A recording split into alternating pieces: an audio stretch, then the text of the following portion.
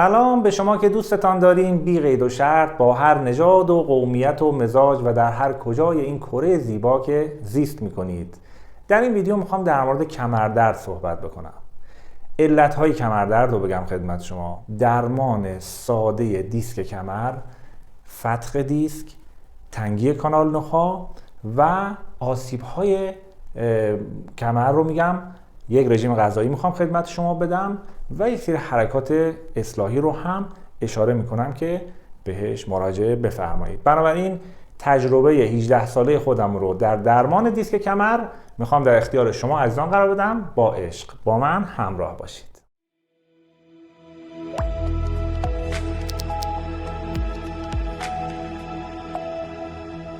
عزیزان، کمردرد خیلی ها فکر میکنن وقتی که دچار کمردرد میشن لازم حتما برن MRI. اینجا خدمت شما عرض بکنم خصوصا در ایران تعداد دستگاه‌های MRI چندین برابر استاندارد جهانی نسبت به کشورهای دیگه هست. با یک سری از دوستانی که متخصص بودن در این زمینه صحبت میکردم میگفتن بیش از 90% MRI ها غیر ضروری هست و زمانی که فرد مراجعه میکنه با یک استرسی میاد، یک عکسی میاره و بهش میگن مثلا شما دیسکت دچار تحت فشار هست یا دیسکت مثلا بیرون زدگی داره یا تنگی کانال نخاع داری و ذهن مردم از دیسک یک قطعه سخت افزاری در بدن انسان هست که این کاملا اشتباهه. دیسک عزیزان یک قطعه نرمی هست که قضروفی شکل از بافت پروتئینی هست، گلیکوپروتئینی هست، بین ستون مهره ها قرار گرفته که ستون مهره ها بتونن راحت و بدون مزاحمت در واقع حرکت بکنن، خصوصا در ناحیه کمر که انعطاف بیشتری نیاز هست.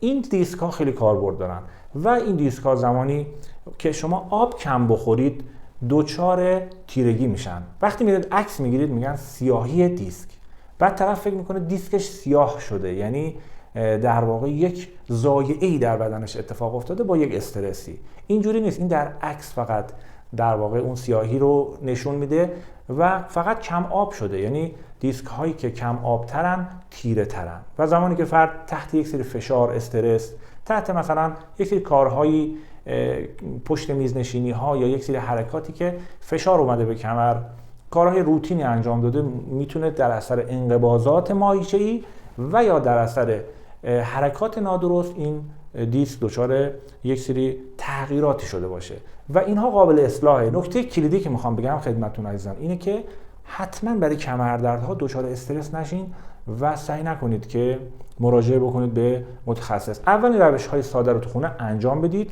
بعد خودتون متوجه میشید که چقدر در واقع روش جواب داد و کمردرد شما رها شد.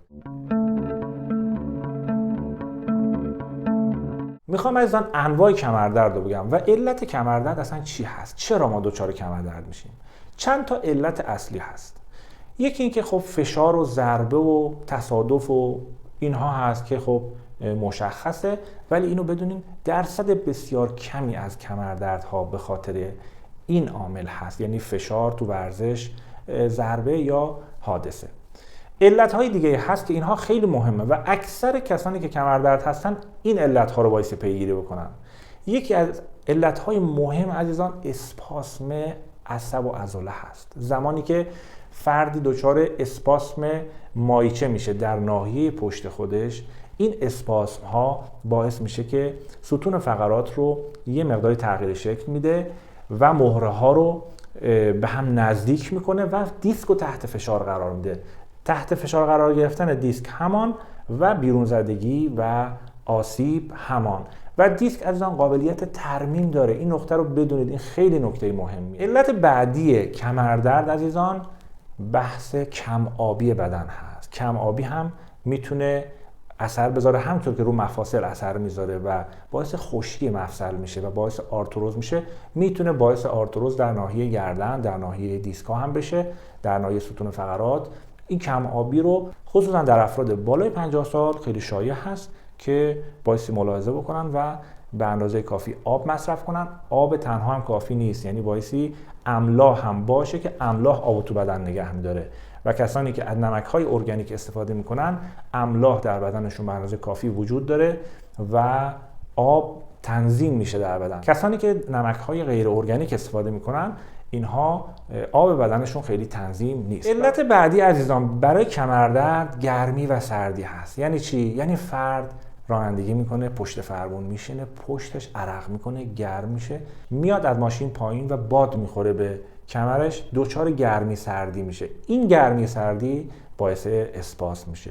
یا اینکه جلوی کولر میخوابن. الان که فصل گرم هست خیلی ها عرق میکنن، جلوی کولر قرار میگیرن و این بدترین مورد برای کمردرد هست. علت بعدی کمردرد عزیزان کفش نامناسب هست که بحث کفش بحث بسیار مهمی هست که من احتمالاً در یک ویدیو جداگانه به این موضوع خواهم پرداخت.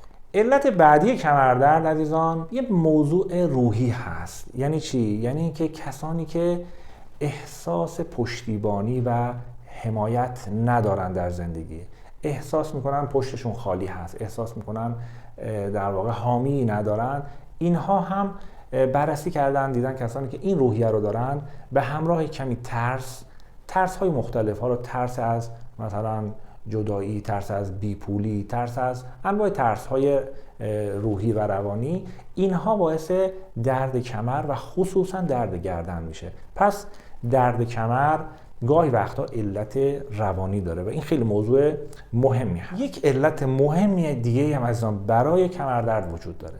کسانی که بدنشون اسیدی میشه اینها در معرض کمردرد قرار میگیرن. وقتی که بدن دچار اسیدوز میشه، این اسیدی شدن بدن باعث اسپاسم در جای بدن میشه، خصوصا جاهایی که در واقع مایچه داره، عضله داره و تحت فشار هست. بنابراین کسانی که ماست زیاد میخورن، دوغ زیاد میخورن، ترشی، غذاهای اسیدی زیاد میخورن و کسانی که هرس زیاد میخورن، چون هرس خوردن باعث میشه روزانه 2 لیتر اسید اضافی در معده ترشح بشه، این اسید وارد روده و جذب سیستم خون میشه و بدن دچار یک اسیدوز میشه و یه مقداری تغییر pH باعث زمینه سازی برای اسپاسم ها میشه. بنابراین زمانی که فرد دوغ زیاد میگه، خودش هم میگه زمانی که من دوغ میخورم کمردرد میشم، زمانی که ترشی میخورم کمردرد میشم. پس یک علت مهم برای کمردردها حالت اسیدی بدن هست. یه علت دیگه هم کمردرد داره، بحث یبوست. یبوست عجیب تأثیر میذاره روی کمردرد و خود یبوست چون ستون فقرات و روده هایی که در واقع محفظه شکم هستن جلوی ستون فقرات قرار دارن، وقتی که فرد دچار یبوست میشه فشار میاره به ستون فقرات و خود این باعث درد کمر، احساس خستگی میشه. بنابراین یبوست خیلی مهم هست. و همچنین غلظت خون که وقتی که فردی دچار غلظت خون میشه، خون رسانی و اکسیژن خوب به عضلات و دیسک نمیرسه و باعث اسپاسم در اون ناحیه میشه. بنابراین کسانی که دچار غلظت خون هستن هم خیلی وقتا میبینید آدمهای هیکل و تنومندی هم هستن، قوی هستن، ولی دچار کمردردن. چرا؟ چون غلظت خون دارن که در ویدیو جداگانه‌ای من درمان‌ها و روش‌های بهبودی رو خدمتتون گفتم برای هم رفع یبوست و هم برای غلظت خون. همراهی شما رو دوست دارم با کامنت‌های پرمهرتون که به ما کامنت میدید، اسم شهراتون هم می‌نویسید، به ما انرژی میدید، به تیم ما انرژی میدید. انواع کمردرد رو من در یک برنامه غذایی خدمت شما توضیح میدم و در یک دوره 2 هفته‌ای شما میتونید تغییرات بسیار محسوسی در درد کمر خودتون ببینید و خیلی ها در همین 2 هفته بهبود پیدا کردن و از جراحی منصرف شدن، از MRI منصرف شدن، برگشتن سر کاراشون. نهایتاً تا 1 ماه بیشتر زمان نمیبره برای بهبودی، چون ما اعتقاد داریم که بدن قابلیت ترمیم داره، فقط بایستی باش همکاری بکنیم و اون چه که نیاز داره برای ترمیم بهش برسونیم. اول آرامش ذهن، این خیلی مهمه. چرا؟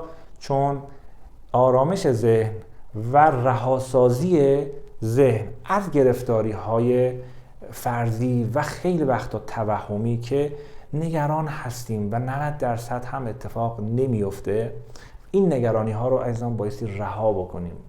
این رهاسازی باعث میشه که بدن ما هم واکنش نشون میده و گرفتگی ها و اسپاسم های عضله خودش رو رها میکنه. اون چیزی که آزارتون میده یادداشت کنید رو کاغذ و این رو بسپاریم به هوشمندی عالم هستی و یا اگر بلدین حلش بکنید راهکارش رو جلوش بنویسید، درون خودتون نگهش ندارید. مرحله دوم، استراحت عزیزان. کسی که دچار دیسک میشه نیاز به استراحت داره. کسی که دچار کمردرد میشه یا تنگی کانال نخاع، بسته به شدت اون ضایعه‌ای که داره طول استراحتش فرق میکنه. بعض وقت که دیسک فشار آورده به عصب نخاع و تنگی کانال نخاع رو باعث شده، اینا هم قابل درمانن بدون جراحی. خیلی وقتها بدون جراحی اینا رو عزیزان ما درمان کردیم، فقط با استراحت مطلق. یعنی باید کامل استراحت بکنن، خصوصا 5 روز اول. حالا بعضی وقت نیاز دارن 1 روز استراحت بکنن، بعضی وقت 2 روز، نهایتا 5 روز استراحت کافی هست.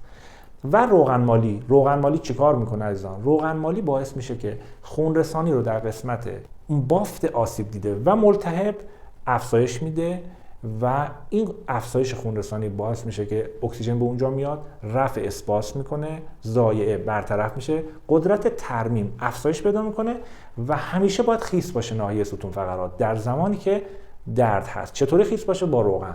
با چه روغنی؟ بهترین روغن سیاه دونه هست. اگر روغن سیاه دونه داشتید، اگر داشتید روغن بادام تلخ هم بسیار عالیه، میتونید به نسبت مساوی قاطی بکنید و چرب بکنید و یک نایلونی از پشت گردن تا پایین ستون فقرات بچسبونید، شب تا صبح بخوابید. 2-3 روز اول کاملا خیس باشه. این خیلی مهم و کمک کننده هست. اگر دسترسی به روغن نداشتید، از این ترفند ساده استفاده کنید. یک تیکه دنبه و چربی گوسفند اصطلاحاً یا همون دنبه پی، اینو بگیرید به اندازه کف دست. 4-5 تا دونه خرما، یه مقداری پودر دارچین، یه مقداری زردچوبه بهش اضافه کنید، خوب میکس بکنید. یه ذره هم اگه زنجبیل بزنید، زنجبیل کم بزنید، میکس بکنید که نسوزه. با دنبه روی موضع درد بچسبونید، با یک نایلونی بچسبونید، روش هم یک شال نخی ببندید. این بسیار اثر خوبی داره برای کاهش التهاب و کاهش درد. میتونه جایگزینی باشه برای روغن. در ابتدا ما باید روده ها رو تخلیه بکنیم. این خیلی مهم هست. سریع روده ها رو تخلیه بکنید، چون وقتی دچار درد کمر هستید، روده ها که در واقع پر هست فشار میاره به دیسک، التهاب و درد رو تشدید میکنه. هر علتی داشت کمردرد، اول روده ها رو تخلیه بکنه. مسهل هر چیزی که در دسترسش بود، روغن کرچک بخوره، یا میتونه برگ سنا و گل محمدی رو اصطلاحاً بجوشونه بخوره، یا میتونه یه گیاهی هست به نام فلوس که اون فلوس عربی نه، یه گیاه هست به نام فلوس لوله‌ای شکل شبیه روده هست و اینو نیمکوب کنه، بجوشونه، جوشوندهشو با یه مقداری ترنجبین یا عسل شیرین کنه، میل کنه، روزی 2 مرتبه این کار رو انجام بده و اول، یعنی در روز اول که میخواد استراحت انجام بده، همزمان بایستی تخلیه روده ها رو انجام بده. این خیلی مهمه. روزی 2-3 بار تخلیه روده، یعنی نگه یبوست ندارم، این رو استفاده بکنید. بعد از اینکه روده ها تخلیه شد، اون روغن مالی رو میتونید انجام بدید، یا اینکه یک سری در واقع چسب هایی هست که میزنن روی کمر، بهش میگن زفت یا همون چسب ضد درد. چسب هایی هست که بعضی وقت فلفلی هست اصطلاحاً، میزنن، خیلی هم میسوزه ولی خون رسانی رو به اون موضع زیاد میکنه. این هم خیلی کمک میکنه. میتونید یک چند ساعتی از اونها هم استفاده بفرمایید. عزیزان، غذا بسیار بسیار مهمه برای درد کمر. یک رژیم غذایی خدمت شما میدم. این رژیم غذایی رو در طول این 1-2 هفته‌ای که درد کمر داشتید انجام بدید و آثارش رو ببینید. اول اینکه شب‌ها شام یک نعلبکی کنجد بخورن، 5 تا قاشق غذاخوری کنجد خوب بجون و چند تا دونه خرما استفاده بکنن و میوه. این میشه شام این عزیزان. هر شب شام همین باشه. حالا اگه کنجد نداشتن، ارده کنجد بود، ارده استفاده کنن، اشکالی نداره. و اگر که باز چربی خون داشتن یا نمیتونستن، با یه ملاحظاتی میتونن از خرما استفاده کنن و زیتون و انجیر. البته گفتم با یک ملاحظاتی و تعدادی که قند خونشون بالا نره بر افراد دیابتی. در وعده صبح چی بخورن؟ وعده صبح میوه‌جات مصرف بکنن، میوه رو رنده بکنن با یه مقدار عسل، با یه قاشق عسل مخلوط کنن به همراه یه لیوان شیربادام. شیربادامی که شیر نداره، آب، بادوم، عسل، آب یه لیوان، بادام 15 عدد، یه قاشق عسل و داخل این اگر سویق سنجد داشتن بسیار عالیه. اگر پودر سنجد داشتن بریزن بسیار عالیه. پودر سنجد رو داخلش میریزن 1-2 قاشق. این ترکیب رو صبح هر روز آرام میل میکنن به همراه میوه. بنابراین غذاهای کربوهیدراتی، نون و اینا استفاده نمیکنن. در صبح و شام فقط همینایی که گفتم استفاده میکنن، میوه‌جات استفاده میکنن و استفاده از خشکبار و یک سری آجیل ها، اینها رو استفاده میکنن. و وعده غذایی اصلیشون ناهار هست. حالا ناهار رو میگم چه چیزایی استفاده بکنن. ناهار رو عزیزان در هفته 2 الی 3 بار باید راسته کمر گوسفند استفاده بکنن. اگر حالا در توان مالیشون بود چه بهتر، اگر نبود هم اشکالی نداره، از بقیه غذاهایی که میگم استفاده بکنید. این شیشلیک چه اثری داره؟ باعث تقویت عضلات کمر میشه. کسانی که من این نسخه رو بهشون دادم میگفتن آقای دکتر زمانی که ما شیشلیک مصرف میکنیم این شیشلیک مثل یک آمپول مورفین ضد درده برای ما، اینقدر اثر داره. پس راسته گوسفند بسیار عالی هست برای این عزیزان. هفته 2 بار کباب بکنن بهتره، آبپز هم اشکال نداره. هفته 2 بار استفاده از غذاهای پرکلسیم مثل اشکنه کشک، قروتی، کاله جوش، کشک محلی رو بگیرید و دستورالعمل شما هم میتونید از سایت دکتر گرین لایف ببینید و اشکنه درست بکنید. هم کلسیم داره کشک، هم ویتامین دی داره چون بعدش خرما میخورین، هم فسفر نیاز هست که گردو داخل این اشکنه میریزن. اشکنه یه غذای کاملا علمی هست. حالا اسمای محلی مختلفی داره، قروتی، کاله جوش، اسمش مهم نیست، مهم این غذای حکیمانه هست که هفته 1-2 بار استفاده بفرمایید. هفته 2 بار هم آش جو یا سوپ جو استفاده کنید. داخل اون آش میتونید از پاچه گوسفند استفاده کنید که حالت ژلئی و ژلاتین داره، میده به اون آشتون، خیلی خوبه. و پای مرغ هم بسیار عالی هست عزیزان. هفته 1-2 بار میتونید استفاده کنید، یا پای حالا خروس یا پای بوقلمون، اون در واقع بجوشونید، ژلاتینش رو استفاده بکنید. نخود رو به عنوان یکی از مواد خیلی خوب بدونید برای درد کمر. نخود هم بپزید، هم داخل سوپ بریزید، هم اگر سویق نخود رو میتونید تهیه بکنید، سویق نخود رو هم باهاش حلوا درست کنید. خیلی این نکته مهمه. در طول دوره درمانتون به هیچ عنوان لب به چای قهوه نزنید. چای و قهوه بدن رو خشک میکنه. وقتی چای میخورید به ازای هر یک استکان 2 استکان خروجی دارید. این باعث خشک شدن بدن میشه. ضمن که اسیدیته بدن رو هم افزایش میده. چای، قهوه ممنوع. ترشی، لبنیات، ماست، چایی و مرغ ماشینی هم عزیزان به شدت بدن رو اسیدی میکنه و پر اسید لاکتیک هست بدنش. زمانی که میل میفرمایید کمر درد رو تشدید میکنه، زانو درد رو تشدید میکنه، ریزش مو میاره. باعث اینها رو کلا حذف بکنن به مدت چند ماه. باز خواستید کمر درد بشید دوباره میل بکنید.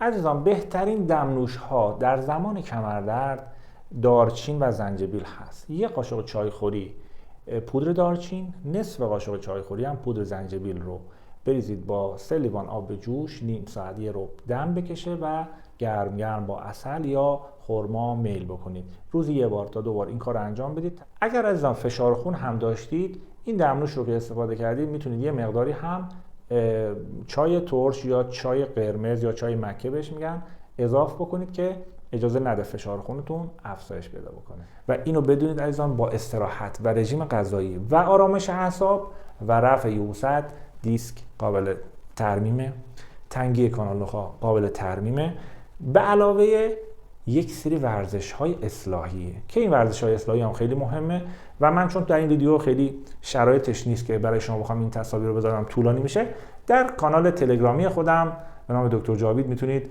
حرکات اصلاحی بسیار خوب و اثرگذار رو ببینید. ممنون از همراهی پرمهر و محبت شما عزیزان. خدا نگهدار.